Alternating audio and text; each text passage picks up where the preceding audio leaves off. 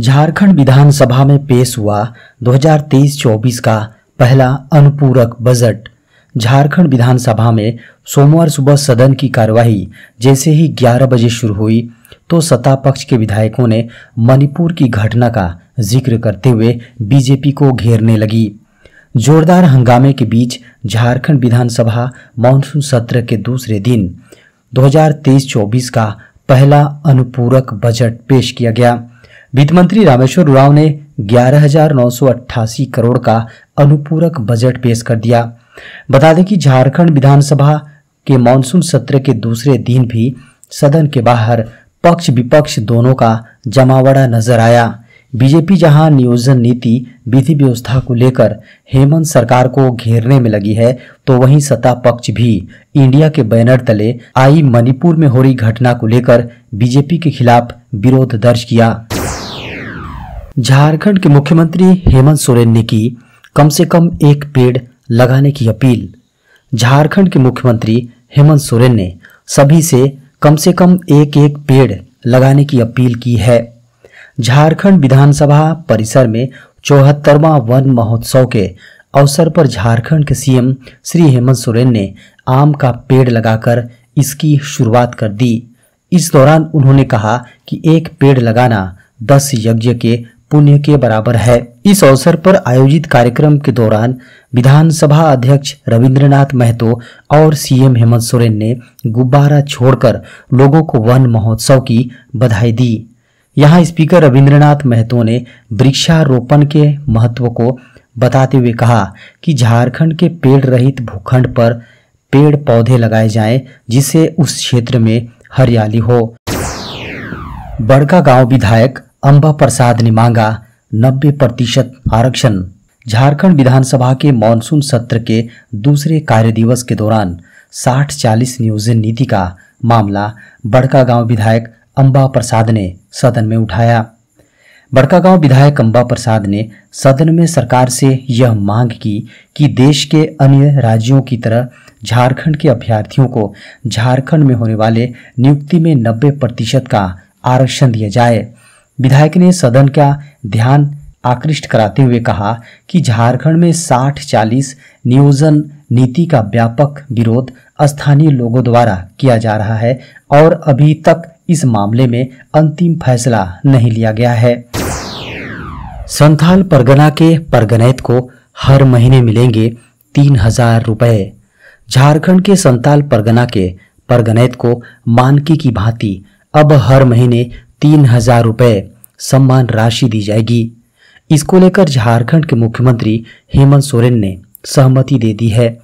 उन्होंने संथाल परगना के विभिन्न जिले के परगनैत को मानकी के बराबर मानदेय देने के विषय पर अपना अनुमोदन दे दिया है। वर्तमान में मानकी को हर महीने 3,000 रुपए, मुंडा एवं ग्राम प्रधान को हर महीने 2,000 रुपए और डकुआ परगनैत परानिक जोग माझी कुडाम नायकी गोडैत मूल रैयत पढ़ा राजा ग्राम सभा का प्रधान घाटवाल तावेदार और ग्रामीण दिवरी पुजारी को हर महीने 1,000 रुपए सम्मान राशि का भुगतान किया जाता रहा है। खबरों को माने तो इनके सम्मान की राशि में 3 गुना वृद्धि हुई है, जिस पर मुख्यमंत्री हेमंत सोरेन ने सहमति जताई है। सीएम हेमंत सोरेन के आदेश के बाद आदिवासी सामाजिक व्यवस्था को गांव पंचायत स्तर पर नेतृत्व प्रदान करने वाले संथाल परगना के परगनैत को मानकी की तरफ हर महीने 3,000 रुपए दिए जाएंगे। झारखंड के पारा शिक्षक यानी सहायक अध्यापकों के आकलन परीक्षा का रिजल्ट सितंबर में हो सकता है जारी। झारखंड के सहायक अध्यापकों यानी पारा शिक्षकों के आकलन परीक्षा का रिजल्ट सितंबर में जारी किया जा सकता है। सहायक अध्यापकों के इस आकलन परीक्षा में भाषा की परीक्षा में अंग्रेजी की परीक्षा देना अनिवार्य है। वहीं हिंदी, संस्कृत, बांग्ला और उड़िया में से किसी एक विषय का चयन करना होगा। इसके अलावा जो शिक्षक इस विषय के एक्सपर्ट हैं, उन्हें उस विषय का भी परीक्षा देना होगा। वहीं साइंस शिक्षकों के लिए गणित का परीक्षा देना अनिवार्य रखा गया है। मीडिया की खबरों को माने तो सितंबर तक सभी पारा शिक्षक यानी सहायक अध्यापकों के आकलन परीक्षा का रिजल्ट जारी कर दिया जाएगा। परीक्षा को लेकर झारखंड एकेडमिक काउंसिल के द्वारा पहले ही वेबसाइट पर OMR शीट जारी कर दी गई थी ताकि परीक्षार्थियों को परीक्षा देने और आंसर शीट पर जवाब लिखने का तरीका पता चल सके। लॉन्च हुआ जियो बुक लैपटॉप, इस दिन से शुरू होगी बिक्री। लैपटॉप खरीदने जा रहे हैं तो ये खबर आपको हैरान कर देगी। जियो ने अपने नए रिलायंस जियो बुक लैपटॉप को भारतीय बाजार में लॉन्च कर दिया है। कंपनी की ओर से कहा जा रहा है कि यह देश का सबसे किफायती 4G इनेबल लैपटॉप है। लैपटॉप की कीमत 17,000 रुपए से भी कम है। इसकी बिक्री 5 अगस्त से शुरू होगी। कंपनी का कहना है कि ये आसानी से वाईफाई से सिम पर स्विच हो जाता है। बैटरी लाइफ की बात करें तो कंपनी का दावा है कि सिंगल चार्ज में इसमें 8 घंटे से ज्यादा की बैटरी लाइफ मिलेगी। रिलायंस जियो बुक लैपटॉप की कीमत केवल 16,499 रुपए है। इसे ऑनलाइन ऑफलाइन रिलायंस डिजिटल के साथ अमेजन से खरीदा जा सकेगा। इंट्रोडक्टरी ऑफर के तहत जियो अपना नया जियो बुक लैपटॉप खरीदने वाले ग्राहकों को 12 महीनों के लिए 100 GB क्लाउड स्टोरेज, एक प्रीमियम लैपटॉप कैरी केस, 12 महीनों के लिए क्विक हिल सिक्योरिटी, पेरेंटल कंट्रोल मुफ्त दे रही है। देश में कोरोना के सामने आए 41 नए मामले। भारत में लगातार कोविड-19 के सक्रिय मामलों में वृद्धि दर्ज की गई है। 31 जुलाई 2023 को एक्टिव मामलों की संख्या 1,467 के आसपास बनी हुई है।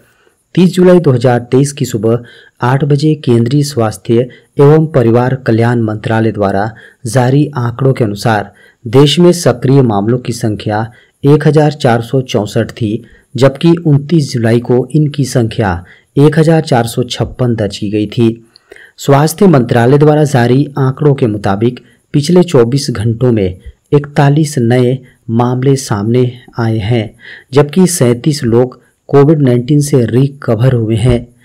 पिछले 24 घंटों में महामारी से एक की मौत हुई है। देश में कोविड-19 से मरने वालों का आंकड़ा 5,31,917 पर पहुंच गया है। इससे पहले 30 जुलाई को 52 नए मामले सामने आए थे, जबकि 29 जुलाई को 50 नए मामले मिले थे, जबकि 1 नवंबर 2022 को 1,046 नए मामले सामने आए थे। केरल अभी भी सक्रिय मामलों के मामले में सबसे ऊपर है। इसके बाद पश्चिम बंगाल, महाराष्ट्र और उत्तर प्रदेश में मामले सक्रिय हैं। वहीं विश्व स्वास्थ्य संगठन के अनुसार चीन में कोरोना संक्रमितों की संख्या 9.93 करोड़ पर पहुंच गई है, जबकि अब तक 1,21,536 लोगों की मौत हो चुकी है। अब घर बैठे होगी ट्विटर से बम्पर कमाई। ट्विटर ने कंटेंट क्रिएटर्स के लिए मोनेटाइजेशन फीचर लेकर आया है। इसका मतलब है कि आप ट्विटर पर फोटो, जी हाँ, अपने फोटो और वीडियो को पोस्ट करके या टैग करके पैसे कमा सकते हैं। यदि आपके पास कम से कम 500 फॉलोअर्स हैं तो आप मोनेटाइजेशन के लिए अप्लाई कर सकते हैं, यानी कम फॉलोअर्स होने पर भी आपकी कमाई होगी। यह भारतीयों के लिए खुशखबरी हो सकती है। ट्विटर ब्लू सब्सक्रिप्शन का डेस्कटॉप प्लान मासिक 900 रुपये में उपलब्ध है, जबकि मोबाइल प्लान के लिए मासिक 650 रुपये देने होंगे। यह सब्सक्राइब्ड कंटेंट प्रोग्राम वही लोग अप्लाई कर सकते हैं जो पहले से ही ट्विटर ब्लू टिक सब्सक्राइबर हैं। अगर आपके पास कम से कम 500 फॉलोअर्स हैं तो आप मोनेटाइजेशन के लिए अप्लाई कर सकते हैं, लेकिन इसके साथ ही आपके ट्विटर पर पिछले 3 महीने में कम से कम 15 मिलियन इम्प्रेशंस होने जरूरी हैं। इम्प्रेशंस यानी आपके ट्वीट्स का कुल दृष्टिगत प्रदर्शन। यदि आप इन शर्तों को पूरा करते हैं तो आप ट्विटर कंटेंट मोनेटाइजेशन प्रोग्राम से जुड़ सकते हैं। जारी हुई यूपीएससी मेंस एग्जाम का शेड्यूल। यूपीएससी परीक्षा में शामिल होने वाले अभ्यर्थियों के लिए बड़ा अपडेट है। संघ लोक सेवा आयोग यूपीएससी ने सिविल सेवा मुख्य परीक्षा का शेड्यूल 31 जुलाई को जारी कर दिया है। अभ्यर्थी आयोग की आधिकारिक वेबसाइट upsc.gov.in से पीडीएफ डाउनलोड कर सकते हैं। आयोग की ओर से जारी सूचना के अनुसार सिविल सेवा मुख्य परीक्षा का आयोजन 15 सितंबर, 16 सितंबर, 17 सितंबर, 23 सितंबर और 24 सितंबर को किया जाएगा। यह एग्जाम सुबह 9 बजे से 12 बजे तक और दोपहर 2 बजे से शाम 5 बजे तक 2 शिफ्ट में होगी। यूपीएससी प्रीलिम्स एग्जाम का आयोजन 28 मई को किया गया था। वहीं इस परीक्षा का रिजल्ट 12 जून को जारी किया गया। यूपीएससी प्रीलिम्स परीक्षा में सफल अभ्यर्थियों को अब मुख्य परीक्षा के लिए उपस्थित होना होगा। आयोग द्वारा यूपीएससी मेन एडमिट कार्ड सितंबर के पहले सप्ताह में जारी किए जाने की संभावना है। देश में मानसूनी बारिश को प्रभावित कर रहा अल नीनो।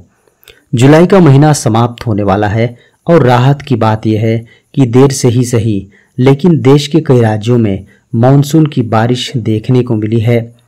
बिहार, पूर्वी उत्तर प्रदेश, झारखंड और पश्चिम बंगाल को छोड़कर अधिकांश राज्यों में जुलाई महीने में सामान्य से अधिक वर्षा हुई है।